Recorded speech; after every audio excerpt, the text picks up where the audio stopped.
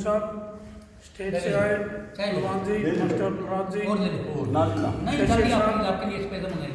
बस रहा है। कैशियर साहब, मेरे बुजुर्गों और साथियों, मेरे से पूर्व वक्तों ने भी बातचीत रखी है। जो आज ये यहाँ सालों बड़ा गांव है, बड़े शर्म की बात है।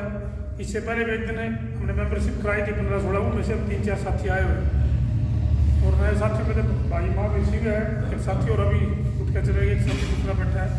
तो मेरा कहने का मतलब साथियों, आज जो अभी मेरे से पूर्व वक्ता जो बोल रहे थे साथियों, आज ये इतनी गंदी सरकार आ गई है, ये तो आपने सबसे पहले जिसके बारे में समझना होगा साथियों, क्योंकि जिस डिपार्टमेंट से मैं रिटायर हुआ हूँ साथियों, टूरिज्म डिपार्टमेंट है। और अचंभित हो गया आप लोग, क्योंकि बुजुर्ग हो आप मेरे से, दूसरी यूनियन नहीं पढ़ने दी हमने, ये सुनने के बाद मोबाइल बंद कर लो भाई। बहुत से रिटायर कर्मचारी साथी जो मीटिंग कर रहे हैं मास्टर प्रहलाद और ये मेरे साथी बलवान जी आए, इतने सीनियर साथी इतनी दूर से और इतने बड़े गाँव में, इन साथ ये समझो बड़ा गाँव है, बहुत से लोग इकट्ठे हो जाएंगे। मेरी पारिवारिक दिक्कत है साथियों, मेरा एक बच्चा मेंटल है, इस वजह से मैं टाइम नहीं दे पा रहा, मेरे को जिम्मेवारी में दे रहे थे। तो मैं ये कहना चाहता हूँ, हमने लड़ते लड़ते 1988 से लेकर यहाँ तक 2 साल हो गए मेरे को रिटायरमेंट हुए। जो साथी मेरे से पूर्व वक्ता बोल रहे थे ना PFRDA बिल के बारे में, इस सरकार ने हमारे कर्मचारियों को कई भागों में, भाई बीच में ना अच्छे सुन, ये सुनने की बात है, कई भागों में बांट दिया कर्मचारियों को। एक पेंशन वाला, एक बिना पेंशन वाला, एक कौशल रोजगार। मास्टर जी बोल रहे नाम कैसे साहब जो बोल रहे, ये रणदीप सोरान साहब जो बोल रहे थे ना साथियों, बहुत सुनने की बात है, क्योंकि जो अभी इन्होंने वर्ड बोला था ना, आम आदमी नहीं समझ सकता। हमारे साथी हमारे ही दुश्मन बन रहे, हमारी मतलब हमारे बच्चे आके समझ नहीं रहे, मतलब मंदिर मस्जिद दिखाई दे रहा है, हिंदू मुसलमान दिखाई दे रहा है, ये नहीं दिखाई दे रहा बच्चे कहाँ जा रहे हैं। सरकारी स्कूल शिक्षा बेच रही सरकार, बिजली बोर्ड बेच रही, रिटायर कर्मचारी जो आज बैठे हैं ना, यहाँ सरकार क्यों काट रही है।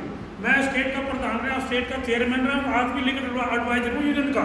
और एक फोन से जब काम होता है ना, जब ये साथी बोलते हैं, बोल रहे थे अभी हमारे को काम जो हम काम करने की, क्योंकि हमने काम किया है और इसलिए तो हम आज नेता रिटायरमेंट के बाद लोग हमारे को चुन रहे हैं।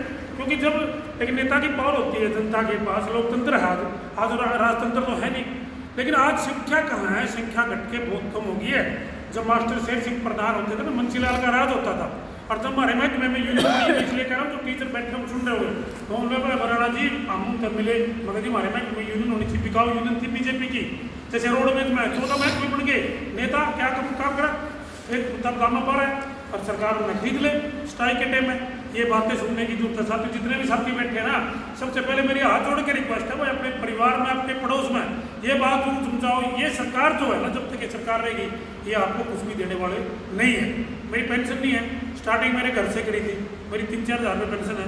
माँ भी भाई बेटा क्या इसकी पेंशन है, आज आपकी सेवा मिल रही, आपकी तो पेंशन भी है, आपकी कटौती हो रही पेंशन, जो सरकार अभी कह रही है निर्मला सीतारमण, अब सरकार के ऊपर बोझ है। अभी सोरान साहब जो बोल रहे थे, अरे MLA और MP की मतलब 24% बढ़ जाती है, वहाँ कोई नहीं बोलने वाला, वहाँ कांग्रेस और बीजेपी भी एक है, क्या भी उन्होंने विरोध नहीं करना चाहिए भाई। आप क्या आपके ऊपर सरकार के ऊपर बोझ नहीं पड़ेगा, ये बातें भी आपने अपने बच्चों को समझानी पड़ेगी। आज कौशल रोजगार का कर्मचारी, जो ठेका का कर्मचारी है, उनको भगा कर वोट लेगी। आपकी रिटायर कर्मचारी संघ की ताकत से ही वो आए हैं, तो किसी के गलत भाई मैं कह रहा हूँ साथियों, बड़े दिल से बात। अभी टीचरों की कितनी बड़ी यूनियन है, उन्होंने 1200 जो कर्मचारी कौशल रोजगार के हटा दिए थे, उनको वापिस दिलाया। ये आप लोगों की जो आप बुजुर्ग बैठे हो, आपकी ताकत है, आपके डर से हिल गए वो, जो सर्व कर्मचारी संघ सबसे बड़ी ताकत है। ठीक है, उनके पास आज ताकत नहीं है, उनसे नहीं हिल रहे, क्योंकि मेरा एक्सपीरियंस है, तो मैं बोल रहा हूँ, हो सके मैं गलत भी हुआ, मेरे से बुजुर्ग हो। अभी 2-3 दिन बना दिया रिटायर कर्मचारी संघ ने, हम उसका पार्ट है।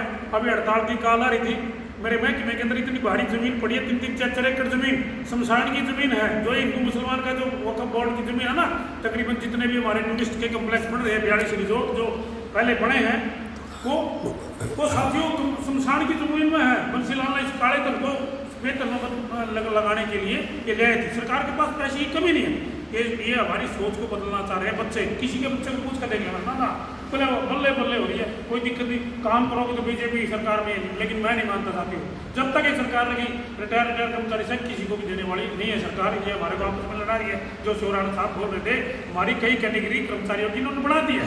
वहाँ अगर आप जब तक नहीं जाओगे, जब तक अपनी विचारधारा को नहीं बदलोगे साथियों, कुछ भी नहीं मिलेगा आने वाले टाइम में। जब शिक्षा बिक गई सरकार, जब मतलब अरे आप प्राइवेट स्कूल में पढ़ाओगे तो आपको 1100 मिलेंगे, सरकारी स्कूल बंद हो गए।